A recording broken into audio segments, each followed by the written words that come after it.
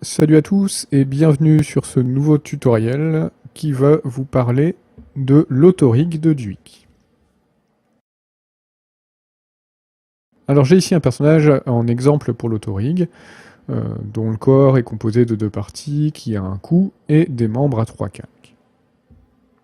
Avant d'utiliser l'autorig pour riguer le personnage en un petit clic, ce qu'on a à faire, la première chose, c'est faire attention aux pivots des calques. La seule chose que l'autorig ne pourra pas faire tout seul, c'est placer les pivots aux bons endroits. Donc sur chacun des calques, une fois qu'on a construit le personnage, on va replacer les pivots à la place où ils doivent être pour que les membres tournent correctement. Donc sur chacun des membres, je replace les pivots. Voilà.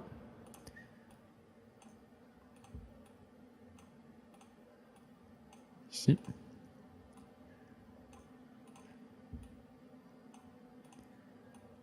Ensuite, il n'y a pas besoin de faire les liens entre les calques, l'autorig va s'en charger tout seul. J'ai juste à cliquer sur le bouton autorig dans Duik. Une fenêtre de préparation s'ouvre. On voit que tous les calques sont répartis en fonction de ce à quoi ils servent. Alors pour ça, ça vaut le coup que les calques soient nommés correctement. C'est ce qui permet à l'autorig de ranger les calques automatiquement. C'est-à-dire qu'il va regarder dans le nom de chaque calque à quoi il sert. Pour savoir comment les nommer, il suffit d'utiliser les mêmes noms que ceux qui sont ici sur la gauche de la fenêtre de l'autorig. Donc ici, comme tout était correctement nommé, tous mes calques sont aux bons endroits, les pivots sont à la bonne place, j'ai quelques options, on verra après, j'ai plus qu'à cliquer sur OK. Et mon personnage est entièrement rigué automatiquement. On voit qu'il y a la moitié des membres qui plient à l'envers. Ça, on le règle tout simplement. Dans les effets du contrôleur de l'IK, on peut cocher la case orientation pour les remettre à l'endroit. Et l'autorig a fait tout le travail, c'est terminé. J'ai donc un contrôleur pour chacun des membres. J'ai deux contrôleurs ici au niveau des hanches, un qui emmène que les hanches, et un deuxième contrôleur qui permet d'emmener tout le haut du corps, qui est bien pratique pour animer. J'ai un contrôleur sur les épaules qui me permettent de les placer ici en IK. Pareil, un contrôleur sur la tête qui me permet de la placer en position et dont la rotation me permet de la tourner. Et évidemment les contrôleurs des mains. Ce qu'il faut savoir aussi quand on utilise l'autorig, c'est que si aucun calque n'est sélectionné, l'autorig va essayer d'utiliser tous les calques de la compo pour créer un personnage entier. On peut très bien sélectionner une partie seulement du personnage pour n'utiliser l'autorig que sur les calques sélectionnés. Dans ce cas, vous voyez que les autres calques ne sont pas remplis, et dans la liste, je n'ai à disposition que les calques qui ont été préalablement sélectionnés. Si je valide, l'autorig se fait uniquement sur les calques qui étaient sélectionnés, c'est-à-dire que les jambes ne sont pas du tout riguées ici dans ce cas-là. Maintenant, je vais vous montrer ici les 2-3 options, à quoi elles servent. Donc ici, j'ai un autre personnage prêt à être auto-rigué. Les pivots ont déjà été placés aux bons endroits et les noms des calques ont été insérés. Je vais donc cliquer sur le bouton autorig et je vais refaire exactement celui que je viens de vous montrer et on va se concentrer sur le dos et sur le cou. Donc ici, je laisse toutes les options cochées. IK sur le corps et sur le cou. Ça veut dire IK sur le corps qu'il y a un IK sur le calque qui sert de corps, c'est-à-dire ici tout le buste. C'est cet IK qui permet ici de déplacer le bassin sans que les épaules se déplacent et sans que les mains se déplacent. D'accord ? Et qui me permet aussi d'utiliser le bassin en rotation. L'IK sur le cou permet, vous voyez ici, de bouger les épaules sans que la tête ne se déplace et de placer la tête ici en position. Ça, c'est le fait d'avoir des IK tout du long qui permet de manier le personnage comme ça. Si j'annule tout ça et que je vous montre sans ces IK, donc on va enlever l'IK sur le corps pour l'instant. Si j'ai pas d'IK sur le corps, maintenant le bassin, quand je l'emmène, j'emmène le haut du corps avec. Et si je l'utilise en rotation, je tourne tout le haut du corps. Et j'ai un deuxième contrôleur pour la deuxième partie du corps qui me permet de l'orienter. Pour le coup, ça va être le même principe.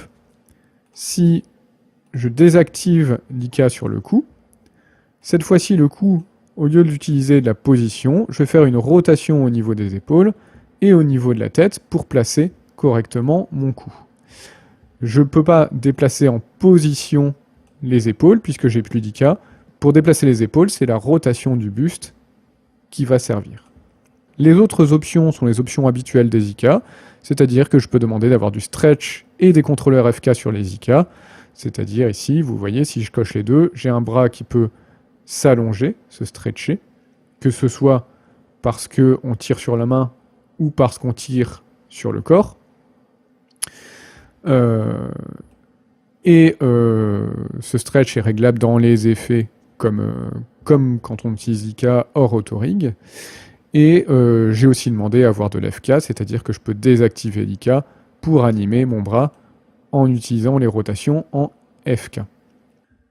On va voir maintenant des cas un peu plus particuliers, puisque l'autorig est capable de s'adapter à un peu toutes sortes de personnages. Par exemple, ici, j'ai un design qui n'inclut pas les mains ni les pieds. Alors ça, c'est un état un peu particulier, parce que pour utiliser l'autorig, en fait, il est capable de s'adapter à n'importe quel personnage. Il y a une ou deux petites choses à savoir, c'est que il faut absolument que le personnage ait un calque qui serve de corps. Ça, c'est un calque indispensable à l'autorig. Il faut normalement que le personnage, s'il a un bras, il doit absolument y avoir une main au bout, et de la même façon, s'il y a une jambe, il doit normalement avoir absolument besoin d'un pied au bout. Pareil, évidemment, s'il y a un cou, il doit y avoir une tête au bout. On peut avoir une tête sans cou, mais on ne peut pas avoir de cou sans tête. On peut avoir une main sans bras, mais pas de bras sans main. Si on a un personnage comme ça, qui n'inclut pas de main ni de pied dans le design, c'est pas bien grave, puisque ce qu'on peut faire, c'est les remplacer par des objets nuls. Ces objets nuls, on va placer leur pivot, qui est en haut à gauche sur un objet nul, attention. On va pouvoir placer des objets nuls comme ça à la place des mains et des pieds. Comme ça, l'autorig pourra fonctionner, puisque des mains et des pieds vont être présents, mais on ne les verra pas du tout, puisqu'ils sont remplacés par des objets qui ne servent à rien. Donc une fois que j'ai mis mes objets nuls à la place des mains et des pieds, j'ai juste à les renommer pour que tout se fasse le plus automatiquement possible. Donc ça, c'est la main gauche. Ici, la main droite. Le pied droit et le pied gauche. On a dit gauche. Une fois que j'ai ajouté mes objets nuls et que je les ai bien renommés pour que ça fonctionne automatiquement, je peux utiliser l'autorig comme sur n'importe quel personnage et riguer mon perso. Je peux le manier et vous voyez que ça fonctionne parfaitement puisque la main est bel et bien présente, même si en réalité il n'y en aura pas au rendu. Les calques que j'ai ajoutés qui servent de main et de pied, je peux très bien les masquer puisque j'ai pas besoin de les voir, et comme ça, mon autorig est prêt. Une fois qu'on a fait attention à ça, on va voir qu'on peut riguer finalement un peu n'importe quel type de personnage. Par exemple ici, ce personnage à qui il manque une jambe, il manque une main, qui a un bras plus court, qui n'a pas de cou. Il a même pas de hanche, l'autorig va quand même parfaitement fonctionner. Attention toutefois à ce qu'il y ait toujours une main. Par exemple ici sur le bras droit, j'ai pas de main. Je vais donc être obligé d'ajouter un objet nul pour simuler la présence d'une main. Je vais renommer main droite. Et si toutes les conditions sont remplies, c'est-à-dire qu'il y a une main ou un pied au bout de chaque membre et qu'on a un corps, j'ai plus qu'à cliquer sur autorig, valider, et mon personnage est rigué. Ça fonctionne parfaitement bien, quels que soient les calques qui sont utilisés. Pour mon rig, l'autorig s'adapte automatiquement à ce qui est trouvé. Alors, je vais maintenant vous montrer comment ça se passe si on veut utiliser un personnage avec l'outil marionnette. Donc j'ai ici un perso tout prêt avec tous ces points de marionnette. La première étape va donc être de créer des bones avant d'utiliser l'autorig, et c'est sur les bones qu'on fera l'autorig. Alors, toute première chose, c'est comme l'autorig utilise les noms des calques pour se repérer, ça évite de tout faire à la main, et que les bones prennent le nom des coins de marionnettes, le plus simple c'est de commencer par renommer les coins de marionnettes, toujours en utilisant les noms utilisés par l'autorig. Chaque coin de marionnette ici correspondant à un calque du rig que je vous ai montré juste avant. Par exemple ici, c'est le bras gauche. Ce point-là, qui est ici, la main gauche.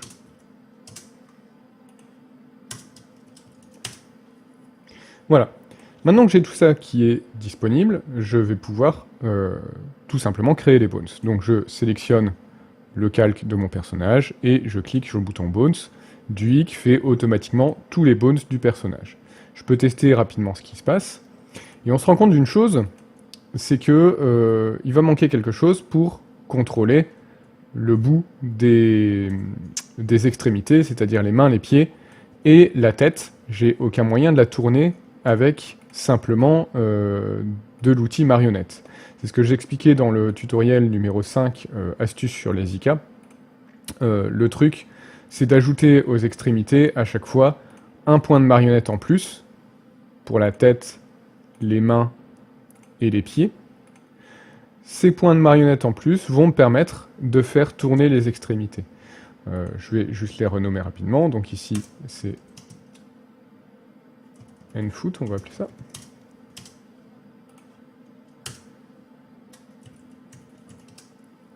Voilà. Ces points que j'ai ajoutés, je les sélectionne pour ajouter leurs bones. Et ce que je peux faire tout de suite, c'est que ces nouveaux bones, en fait, l'idée, c'est de les lier tout simplement au bone précédent. Donc par exemple ici, au pied gauche, ici. Ce qui permet de tourner l'extrémité du membre. Donc ici, je vais faire pareil avec le pied droit. Là. Ensuite, la main gauche.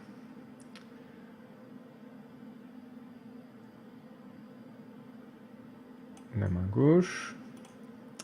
La main droite. La main droite, elle est là. Et la tête, ici. Voilà, ça me permet de tourner les extrémités du corps.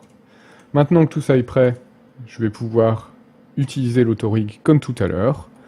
Je peux utiliser les options de stretch notamment qui vont être chouettes. Je vérifie que la sélection soit bonne. Normalement, il n'y a pas de problème si j'ai nommé correctement mes coins de marionnette.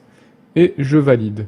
Comme tout à l'heure, j'ai des IK qui se mettent dans l'autre sens. Je peux les retourner dans les effets.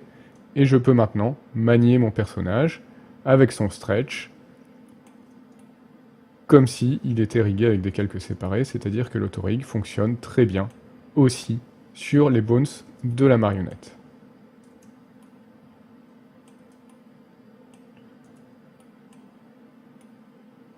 Et notamment ici, au niveau du corps.